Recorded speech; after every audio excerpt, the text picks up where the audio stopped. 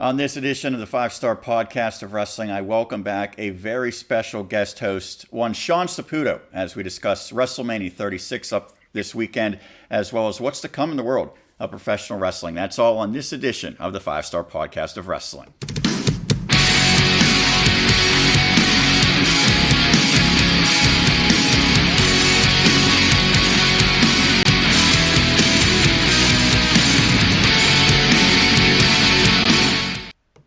Welcome back to another edition. We turn the calendar to April. It is just about time for WrestleMania. It'll feel a lot different this year as WrestleMania 36 will take place over both Saturday and Sunday this weekend, and it's the biggest show of the year, whether it feels like it or not, for WWE. So we had to bring in the big guns, making his return for the first time in a long time. The original co-host, one Sean Saputo. Sean, thank you for taking the time.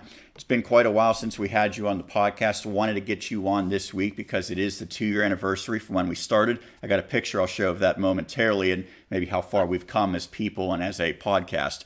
But in the meantime, you have not been around for quite some time. Fill people in on what you've been doing personally, as well as what you have thought of professional wrestling as a whole over the past year plus. Yeah, so the last time we were together, which you mentioned, it's been about a year, and you and I were in busy schedules. Tough to get things to work out together to where I could be on this, but Pittsburgh is no longer home. I've moved on to Laredo, Texas, took a position down here at Texas A&M International University, and have begun a new chapter in my life. But, thankfully, we're able to do this right now, and the reason why we can do this right now is maybe due to some unfortunate circumstances and what's going on in our world today. But in terms of the wrestling, in terms of professional wrestling right now, what I feel about the product, I think it's in a tough time. And that's because of everything that is going on. And I'm not blaming anybody in creative. I'm not blaming necessarily the wrestlers either, just because everything is so different right now.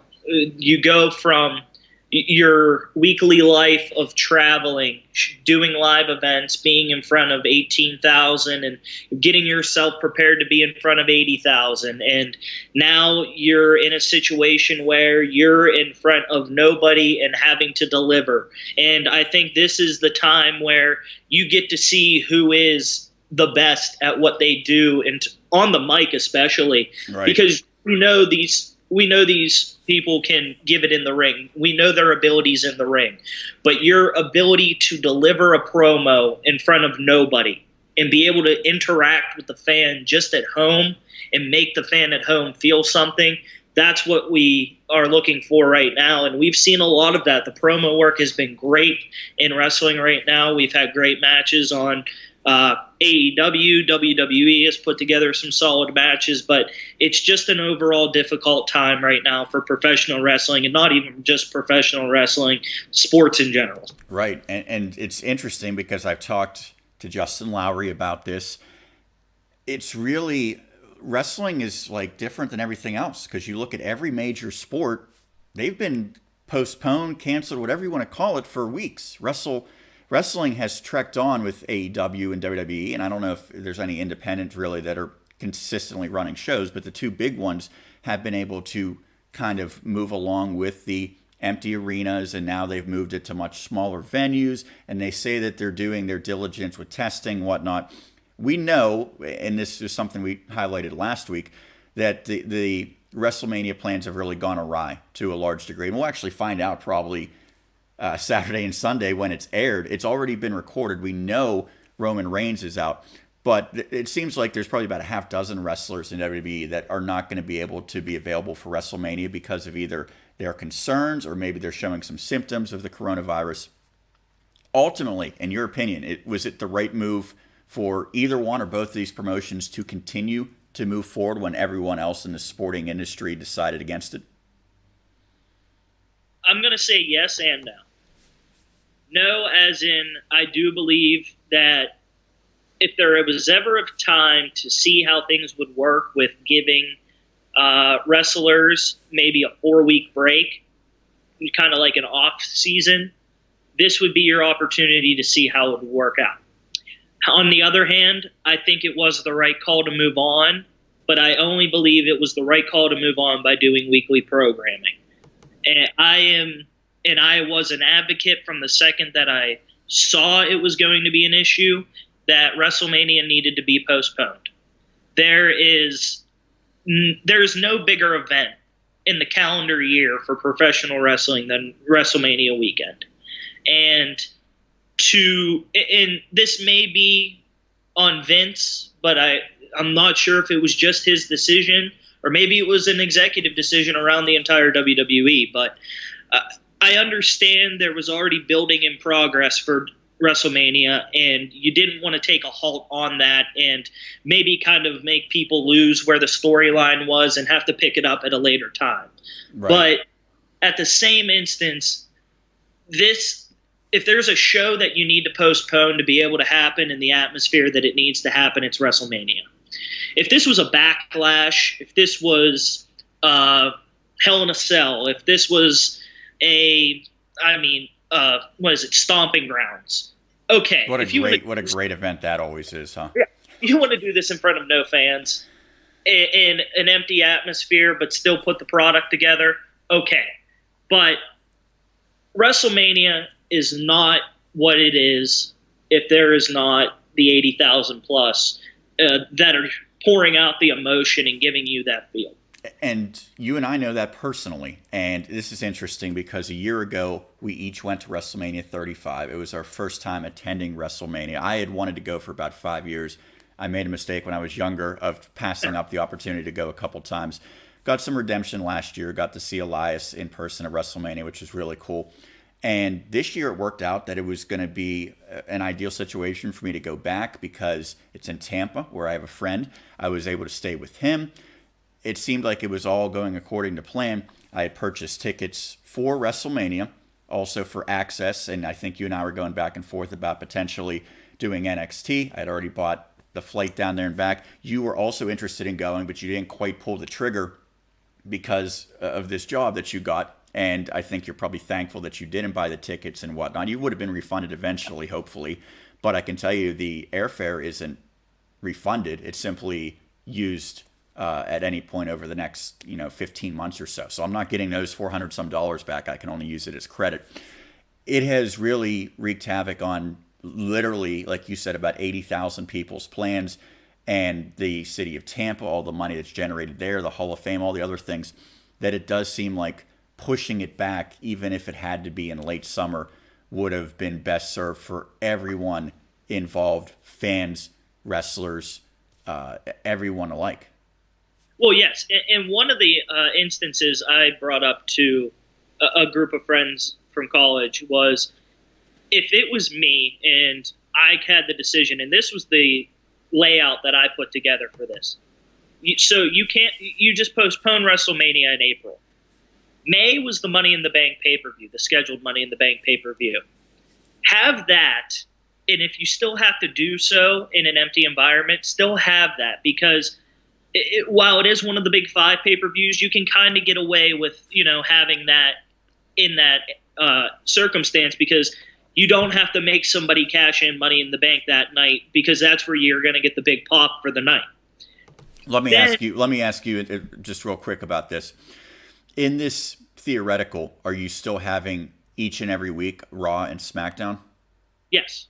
So how do you just not have the culmination of those feuds and then move into not only the ladder matches, which you could sort of sell without really building specific stories, but the other handful of matches that would have to be built with storylines for a show like Money in the Bank?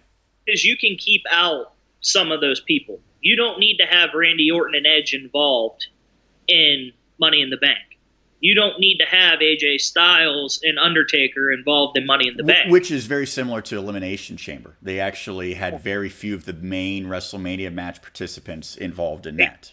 So you can get away with it by doing that. And then what I said to do is in June and July, look to see what's going on in the world right now. Look to see when things are going to be opened up.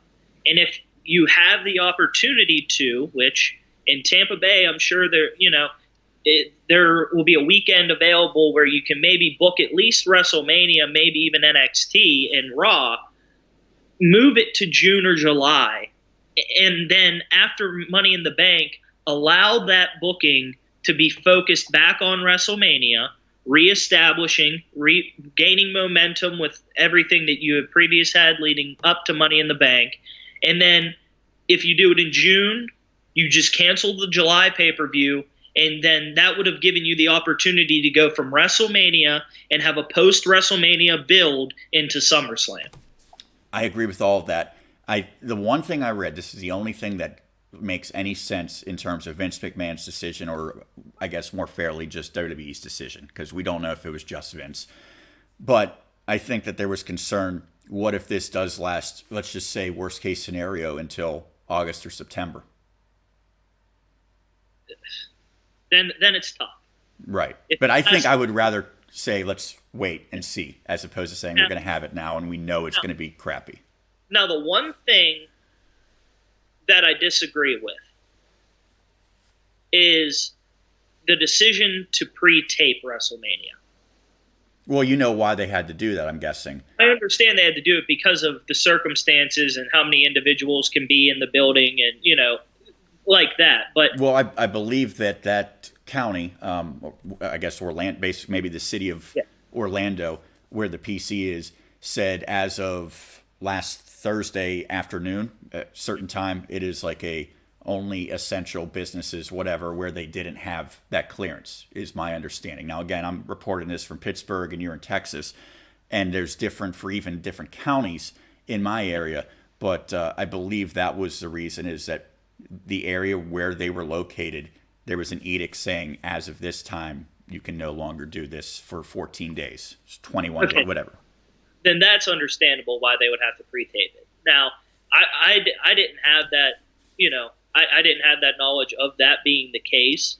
But if it wasn't the case and they had just already pre-recorded it to begin with, I think that would have made it difficult. I think if you still have the, you can only have 10 people within one area at one time, have the wrestlers show up in different, time variables, or have, enough trailers set up for the wrestlers to be in their own individual trailers or with, whoever they're having the match with, and then allow them into the arena as the time goes on when it's their time to be in. That way, right, don't have everybody in at one general time. So with that as the understanding, that makes sense as to why it needed to be pre-recorded. But I think WWE fell into a rock and a hard place. I understand you want to get WrestleMania out there, and by doing so, you're giving professional wrestling fans and even sports fans in general something to have over the next few months.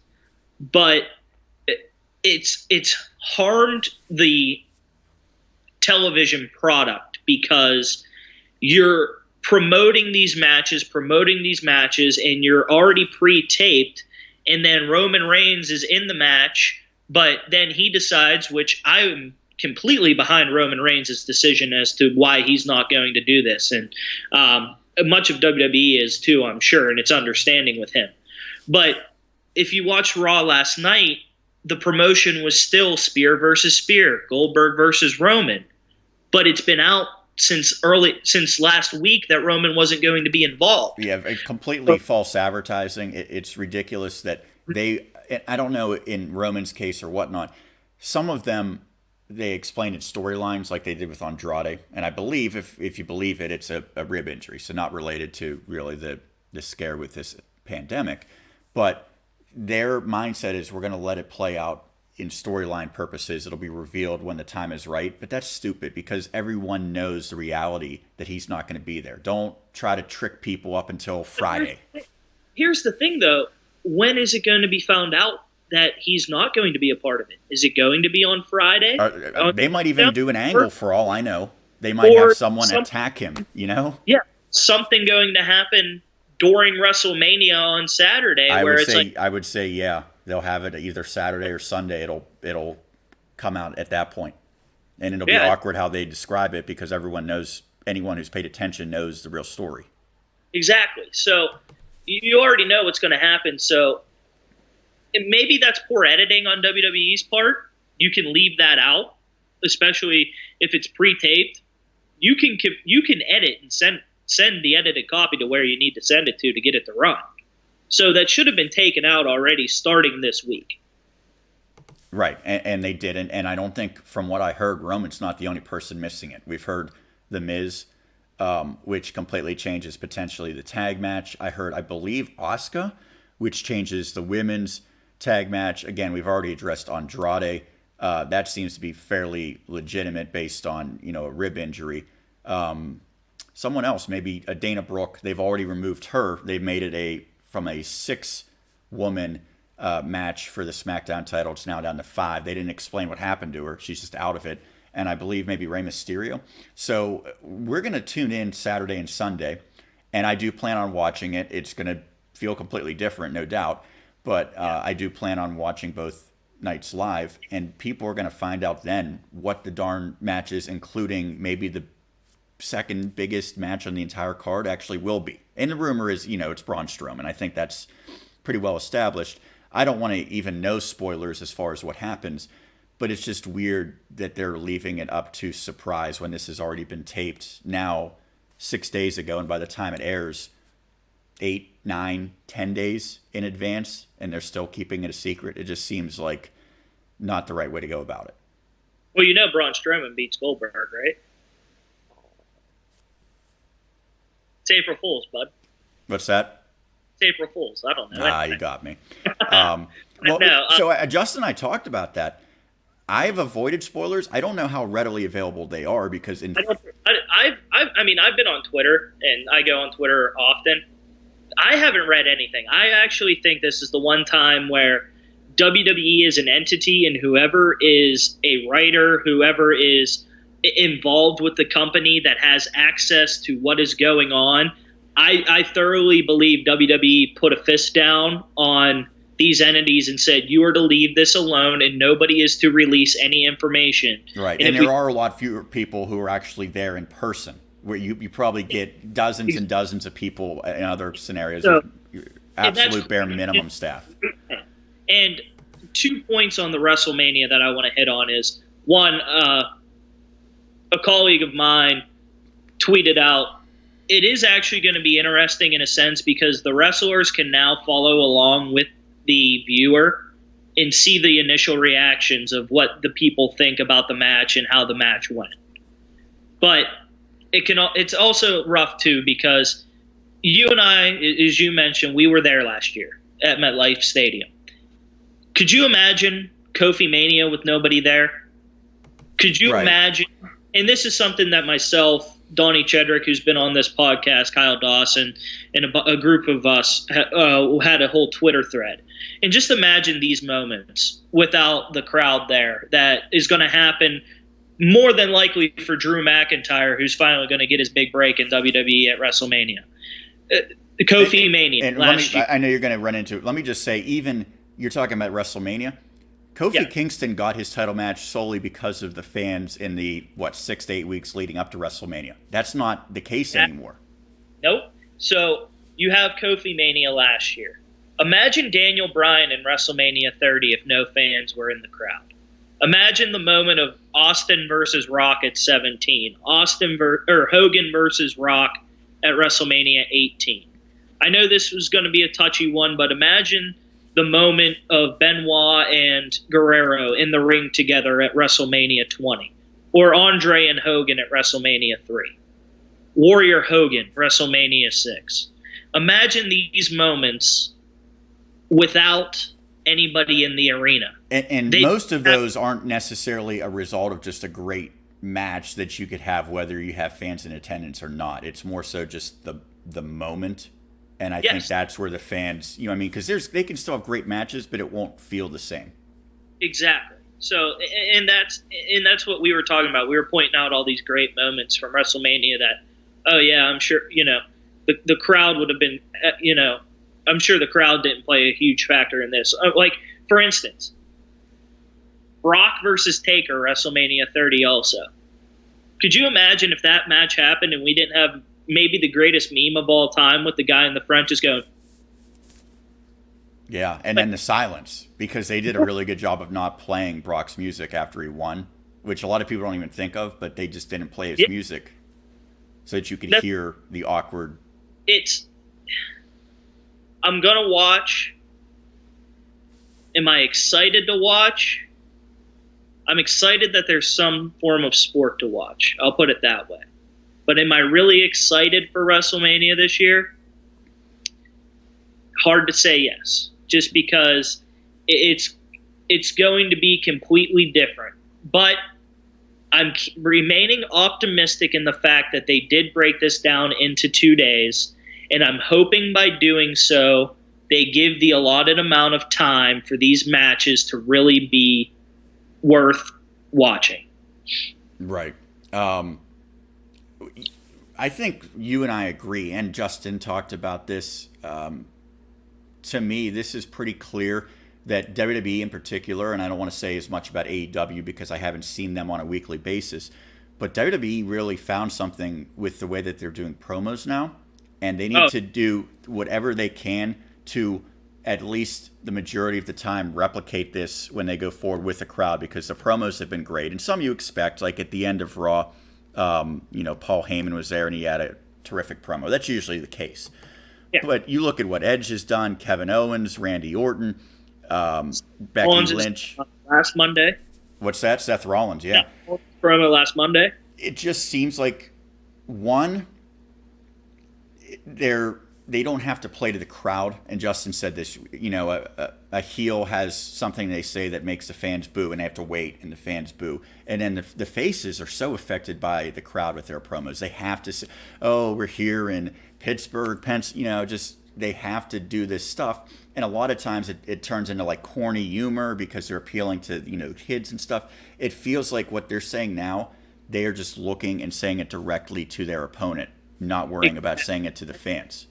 Oh, I think it's been great. And on top of it, too, have they allowed, the mid-card people to really give these promos? No, it's more the upper-card people, but you're really seeing the talent. And we were talking about this. We're getting to see who is great on the mic right now. And I really think, too, with everything going on, it almost seems like WWE's being a little more lenient with what these guys get to say on the mic right now. Right. And I asked someone, is there, because there's fewer people there's fewer writers, there's fewer producers, agents.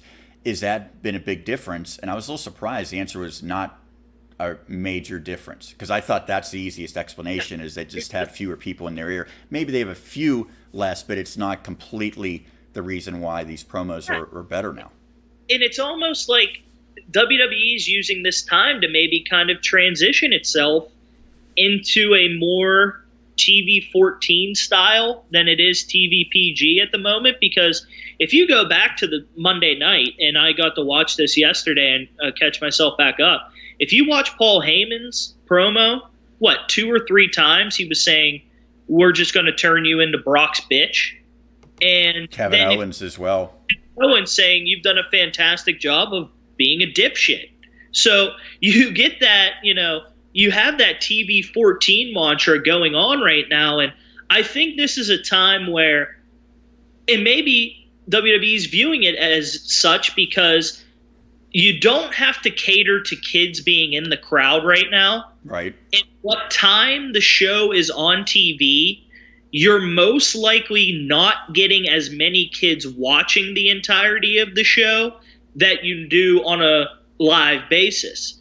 So on a TV program like Raw that runs from 8 to 11 p.m., once you hit that 9:30, 10 o'clock hour, I always thought the last hour they should go back to, not like over the top edgy, but just a little bit more that would appeal to fans that are teenagers or 20-year-olds.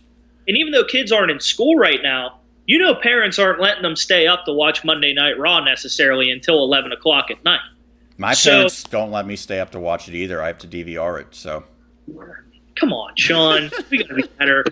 But no, I think it's allowed WWE to push the barrier a little bit in terms of the content they're putting out on TV. Because of that, they don't have to worry about a little kid in the crowd and someone's parent gets upset because Paul Heyman called somebody's Brock's bitch.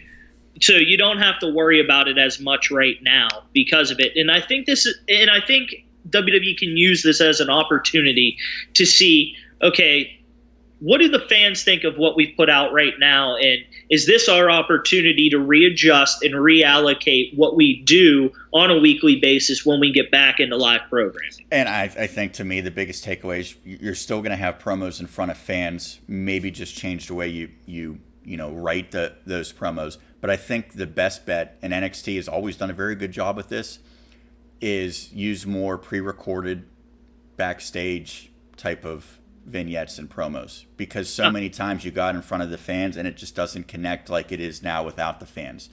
So, and I think the one with Edge, that would have been a scenario where he wasn't in front of the fans anyway for his great promo. That was done like in a backstage type of setting. It wouldn't have to be in front of the audience. So I think if you can maybe bring that into a higher degree than it is now, that would certainly help. Let's talk about. Go ahead. Real quick, that Edge promo from Monday night about grit, that was exceptional. All right, and that's been a really good feud, and I think that probably just about as much as any match, it's really unfortunate that Edge's comeback is going to be in an empty arena. Nonetheless, let's kind of... That match is going to hurt without the fans. Let's take a look at WrestleMania, because, again, we're not going to do what we did 2 years ago when we started this show, which is a match-by-match prediction breakdown, but I do want to kind of highlight some of the... Hey, easy. You guest host can't have one wish of doing some predictions. Come on now. You can give your predictions on this. I don't have the graphic and everything. By the way, I mentioned that we did this show 2 years ago. It was a WrestleMania preview. You can go back and check out that episode. I have a picture. Let me just show that now and see how far we've come. And Sean, I'll text this to you since you're not able to see it. But if you look from where this show started, and for whatever reason, you were clean shaven back then, and you look like a different man entirely. I am 12. Yeah, it's. I just sent you the picture. It's. We've come a long way, and I think we've grown quite a bit. We did predictions then. We did predictions for quite some time. Let's break down the biggest matches for WrestleMania. And again, preface it by saying we already know there's at least one significant change. There could be more. We'll find out. Pretty safe to say that Brock Lesnar and Drew McIntyre is happening. I don't have any concern about that one. To me, especially with what happened with Roman, but I think regardless of that, this is the main event. I think it'll probably be the final match on Sunday, which really is, in a sense, the main event. If you're going to say one specifically is, I think it'll be McIntyre and Lesnar. This is a recurring situation. They put someone against Lesnar and they say this person's finally going to become the champion, the megastar. The fans will be behind him because no one wants to see Brock Lesnar.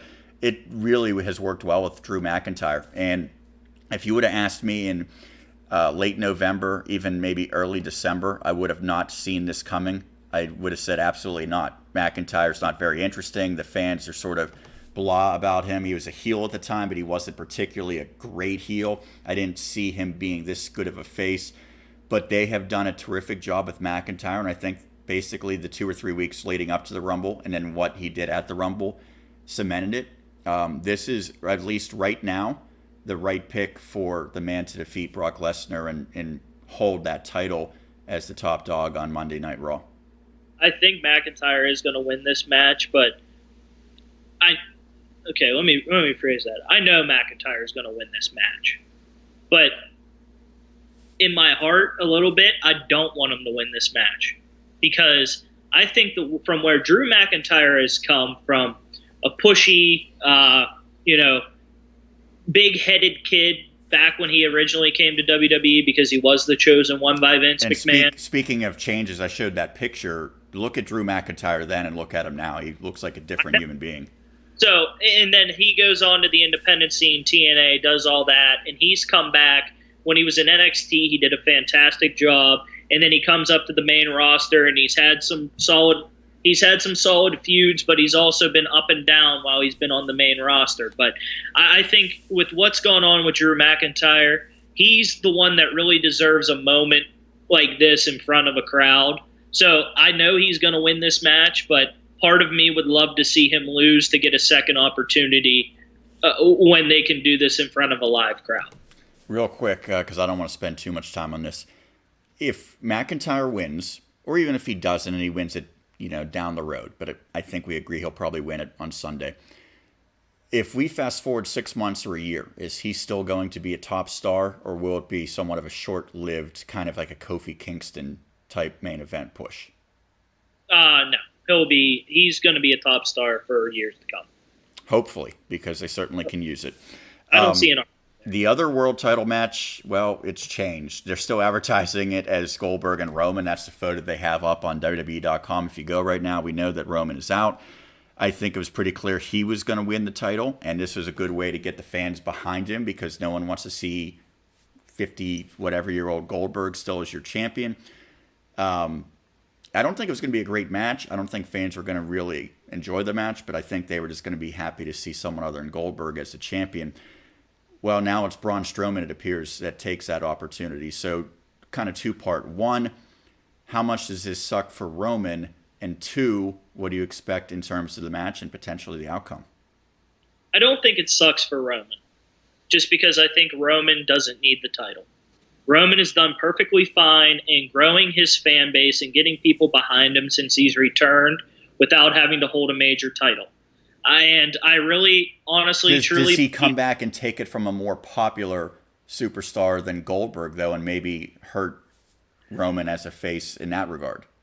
See, my thought on this is if it is Braun Strowman who takes the spot and wins the title, I think this is your opportunity to maybe give Roman a heel run and see how it works. Because I can tell you right now, whoever won that match at WrestleMania, it was going to be a lose-lose situation because they were going to boo if Goldberg won and they were going to boo if Roman won. See, I think they would sort of give like a lukewarm, like, oh, yay, Roman, he's a good guy. But no, because it would be WWE spent too much time shoving him down our throats initially, and then he had the battle with cancer. He comes back. He got the biggest pop of his career when he came back from cancer. And he has been a solid, boosting the mid card, flirting with the, upper card since he's been back. But I just think it would take a turn for the worse for him if he had the title put on him. I could see that as well. If Strowman does win it, what does this lead to down the road? Do you think it becomes Roman taking it from Strowman? I don't know, because I could really see Braun. Braun's not a heel. Braun's not a face. Braun's Braun. He is just like that, big, burly guy that everybody just kind of wants to chill with. Well, it's better than the Big Show turning heel to face each and every week. But this is the opportunity where you could give on SmackDown the Shinsuke Nakamura's, the Cesaros. If Sami Zayn's to lose the title, Sami Zayn could get an opportunity at, the Universal title, and Braun can finally get a chance to get a crack at Sami Zayn. So I think, if Braun holds on to it, it's that opportunity where he holds it for a couple months. They see if it's finally the right time to put the title on him. And if it's, going well, keep it on him. If it's not, then, move it over to somebody else. That way Roman can come in and pick up the scraps. I think most people wanted to see Bray Wyatt as a champion heading into WrestleMania. Obviously, that didn't happen. Everybody did. Nobody wanted him to lose the title. Nobody. Right. Certainly not to Goldberg. So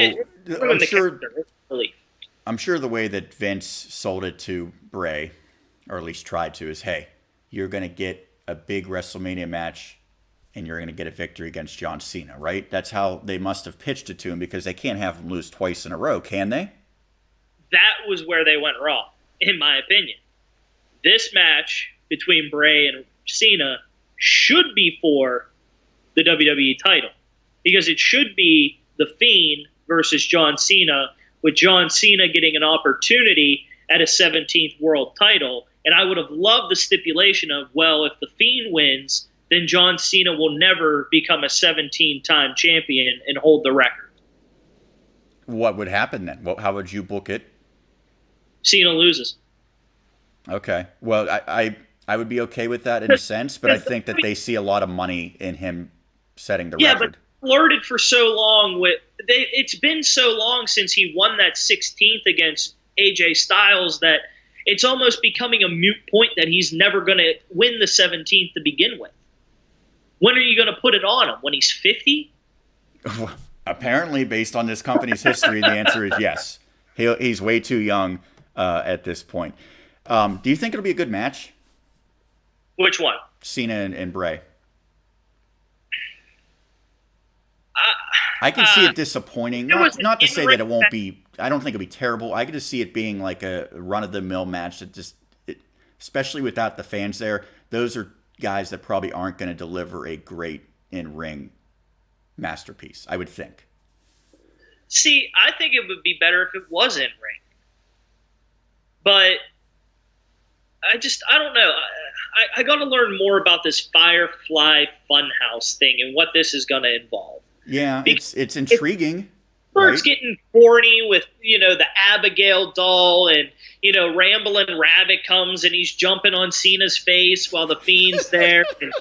And, if we start getting the puppets involved, then it's just going to be corny and cheesy. They're going to be involved. I just hope that they don't, interact. You know what I mean? Like, if they're kind of just in the background or something. Yeah, Rambling Rabbit's a star, though, right? We can agree. Yeah, I mean, he's dead now, but... so that's a Firefly Funhouse. The other stipulation match, there's a few of them, but the other one that jumps out is the Boneyard match. What dumb name. AJ Styles, The Undertaker. They've had some interesting back and forth with the promos, but again, I think this is where they benefit from taping something, and they benefit from it not being a traditional match, because, man, The Undertaker and AJ probably would be ugly in the ring, but I think they could, let's try that choke slam again, Taker, take two, and it could be, again, an entertaining match. Certainly it won't be a classic wrestling match, but it could be something different. I really think this is a buried alive match with a different name, just because of everything that's going on in the world. But why wouldn't they just call it a graveyard match, though? Why a boneyard match? Because graveyard's also a very, rough term to use right now, I would say. Vince enjoys using the term bone, for sure. Yeah, but no, I've loved the build to this match. But because AJ's being real about everything. AJ's being real, and I think the reason I enjoy it most is because it's allowed us to get the American Badass back. It's taken the Undertaker character away, and it's allowed him to be what he was around WrestleMania 19, where he was just, the typical badass biker guy. And if he shows up on a motorcycle for this match in the Boneyard, I'm gonna love every second of it, because I think this is a great chance for WWE to allow the Undertaker to go out who he was, because I've always initially said, and I think this was going to be his last WrestleMania until everything that's gone on and the changes. I just don't ever expect him to quit. I think he will be forced out more so than him just saying I'm leaving. I think, because he's going to get inducted into the Hall of Fame sooner rather than later. And when he does, you can't just have The Undertaker come out as the dead man and deliver a 2-minute speech, because he's going to be the marquee event of the show. This allows you to allows him to come back as himself, which he was in, the middle of his career. Right. And I think that's been a great change, is, allowing these two guys to just be real about this whole thing.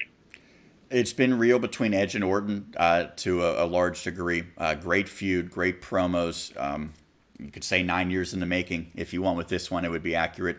I believe they're doing, a last man standing match as well. So another stipulation. Again, I think they're trying to do some stuff just to break up the monotony of empty arena.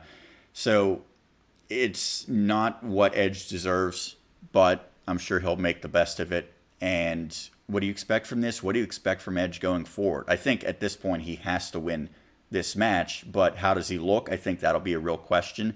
And then what does he do after this feud? I think he needs one more run with the title. And many may disagree. It'd just be like, oh, well, it's just another comeback person who's just getting a title handed to him. Edge never lost the title 9 years ago. Just remember that. Edge won at WrestleMania 27 against Alberto Del Rio. And then, what was it? Was it either the next night or I think it was maybe a week later? The next night. Yeah, it was. I mean, I know he didn't wrestle. I was wondering if it was a week afterwards. It was the next night on Raw. He had to relinquish the title. Edge never lost that title 9 years ago. So I think with a win tonight, he needs to be put into a potential WWE Championship spot.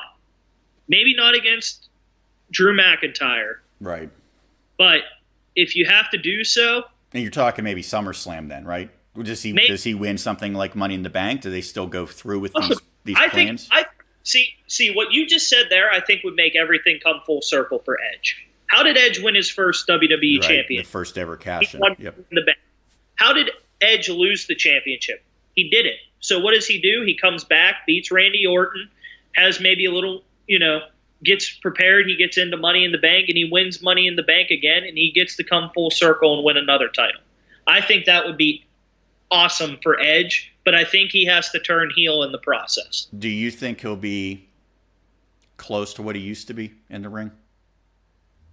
We have to wait and see. I think he looked solid in the Royal Rumble, but we have to see what he looks like.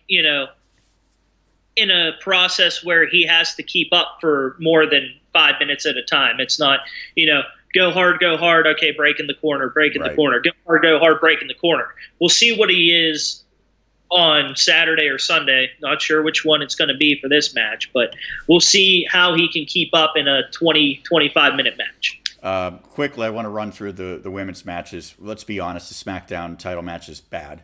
Bayley deserved better. That title deserves better. I know that I think they wanted to do Sasha and Bayley, but it wasn't going to work out timing wise, and probably for the best now with how this WrestleMania is turning out. But you look at Bayley defending against 4 others, including Sasha. That's really the only drama there. No one cares about Tamina and whoever else is in that match. I think Lacey Evans could be. Yeah, to me, her storyline ended about 2 months ago when they had those two really going at it one-on-one. I think she's just like lingering around at this point. Yeah, but Bayley really focused on Lacey Evans in that promo. Just remember. She's not going to focus on Tamina. Yeah, but she didn't focus on Naomi really either. Right. By the way, Tamina being in that Carmella and Ember Moon are on SmackDown. Ember Moon's still hurt.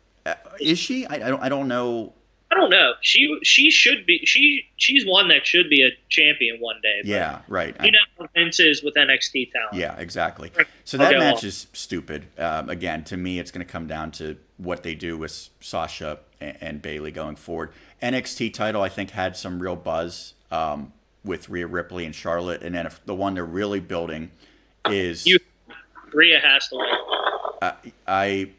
I would say that, but Justin thinks, hey, they want to build NXT even more. They want to get those ratings up against AEW. How do you do that? You say Charlotte Flair is going to be on. I want to watch NXT. NXT is perfectly fine without Charlotte Flair. I agree.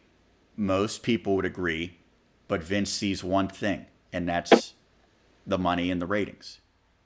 I don't think with NXT's product, she's bringing anything more than it already is.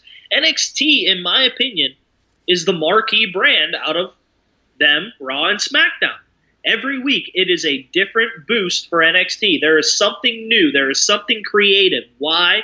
Because Triple H runs the show. Do you think you're getting a promo like you did with Gargano and Ciampa on Raw or SmackDown? Well, recently, yes, but generally I would say no. But it's a more weekly thing with NXT. Right. No, I agree.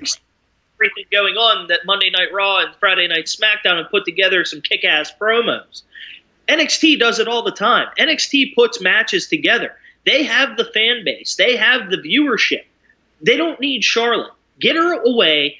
And if you put the title on Charlotte and put her down in NXT, who are you having beat her? Because why? Shayna Baszler ripped through the entire women's division. Rhea Ripley has already beaten Bianca Belair. Who else is down there right now that even can hold a stone, really, to Charlotte? Because I don't even see right now anybody in the women's division down in NXT that can beat Rhea Ripley. Well, I'll just throw this out there. I hope Charlotte doesn't win, but I think there is a chance of it.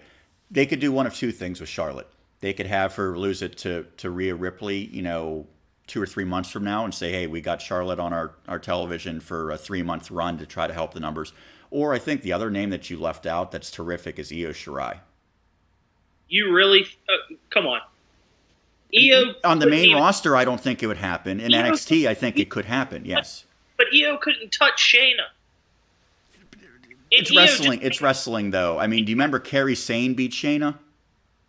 Okay, yeah. I mean, Kairi Sane beat Shayna, yeah, but she also did it with help. She didn't do it by herself. Rhea Ripley just beat Shayna by herself. I know, but I'm just saying that would be the other person. Most regard her as one of the very best female wrestlers in the entire world, and she just came back. So to me, that would be Io would be the one person other than Rhea getting a rematch. Tell me about this to go to the Raw Women's title. Is that where we were going with this? Yeah. So I don't really enjoy Shayna, and it's weird because I appreciate what she does, but I don't enjoy it, and I'm not entertained by it. But I think at this point, like, Becky's been the champion for literally 1 year. If she beats her, what else happens? I guess they could switch up the rosters, but we've already seen her beat pretty much everyone, right? Yes, but I think this is where the catch-22 is, and why I think you can't have Shayna or you can't have Charlotte beat Rhea, because who on Raw is Shayna gonna face? She picked apart half the division. Do you think Shayna wins? Yes. I initially was thinking no. I'm starting to think that she might, just because they don't want Becky to have the title for over a year straight. I've also read that Becky and Seth are taking time off after Mania before any of this happens. Yeah, I was going to say, it might be a lot of people taking time off after WrestleMania at this point. But this was already a pre-planned thing that her and Seth were going to be taking off after WrestleMania before all this even happened. Right, but maybe that helps her probability of retaining. With Becky winning, again, who's left for her to face? But with what Shayna did... If you wanted to do like a mix-up, and again, we don't know what the television is going to look like after WrestleMania, but I would say that Sasha and Becky could be a decent storyline that we really haven't seen recently. But the thing is, though, who is Shayna going to face? Because she picked apart the Raw Women's division in the Elimination Chamber, and nobody held it. I hated that. I was okay with all of it except for Asuka. They made Asuka look... Asuka had like 5, or at least put together 5 to 6 minutes. Everybody else lasted 30 seconds. So if you put the title, keep it on Becky, who does she face? Because she's beaten everybody. And if you put the title on Shayna, who does she face? Because she kicked the living crap out of everybody already. You're in a lose situation on this one. Like a couple scenarios, if Becky retains and they want a new challenger, like I said, Sasha, or maybe now full-time on the main roster, Rhea Ripley. Okay. Fair. Then you kind of have her and Charlotte trade spots, creating new feuds on both shows. Again, I don't want to see it, but these are all things that could happen. There's a lot of other matches, some notable, some not. I mean, Lashley and Aleister Black is one of the weirdest put-together matches I've ever seen. Anything else that jumps out for WrestleMania for you? I am so upset that I'm excited we got to see Elias last year. But I am so upset that he gets his first WrestleMania match in just an empty arena. Yeah, people said the same about Dolph Ziggler finally getting a singles match. That too. I feel for Dolph. I really do, because he really is a main event caliber wrestler. But every time he finally broke through the glass ceiling, he got hurt. And it just got to the point where they were like, you know what, we can't take the risk with you anymore and putting you in these high prolific situations. I think that's probably Samoa Joe. I don't think that they're going to trust him because of his issues. I think the suspension killed him. Yeah. I think Joe had main event written all over him, and with his injuries. He's had a lot of like minor injuries, not like year long, but he's out for 2 months, and it's like, well, then the suspension. Joe's done. Joe's a mid Carter for life now. But Dolph though, Dolph's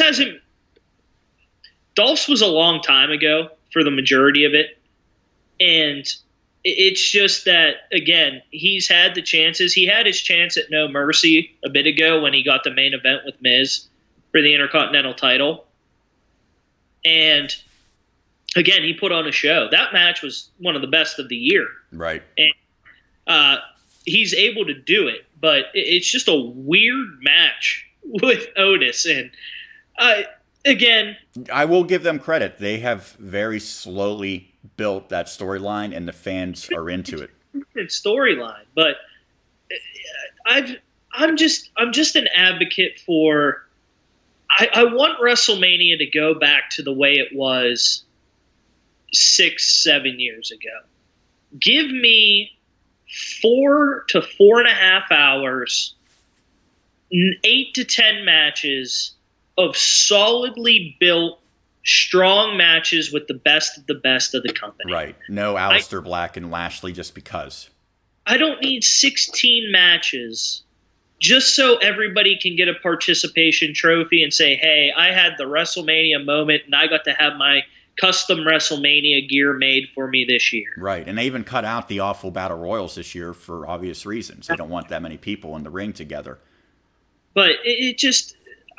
that's what I want the most. And I really think this is a chance for WWE to see that as an option. By doing this in 2 separate nights and having 7-8 matches one night, 7-8 matches the other night, you'll see that what you can put out in terms of the production value in the matches and giving these matches more than 5 to 10 minutes because you have to squeeze everything in.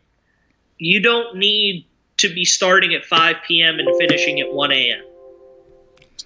Well, Sean, oh boy, my computer has seen enough. I think it's time for us to put a bow on this one. But I do want to thank you for coming on. And again, our 2-year anniversary. I was thinking this was going to be the final show. Going to keep going forward, but it was great to have you back. Let me again pull up that terrific picture of us and how far we have come in a span of 2 years. That's going to do it for this edition. Again, you could follow us 5-Star Pod Wrestle on Twitter, on Instagram, 5-Star Podcast of Wrestling. You can also check out Sean Saputo. Follow him on Twitter, Sean Saputo 28. Appreciate the time. Good luck going forward and Texas. And maybe, who knows, we'll catch you again.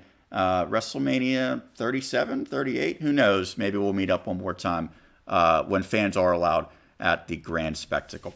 Thank you so much for doing it, and we'll be back again next week. It's right here on the 5-Star Podcast of Wrestling.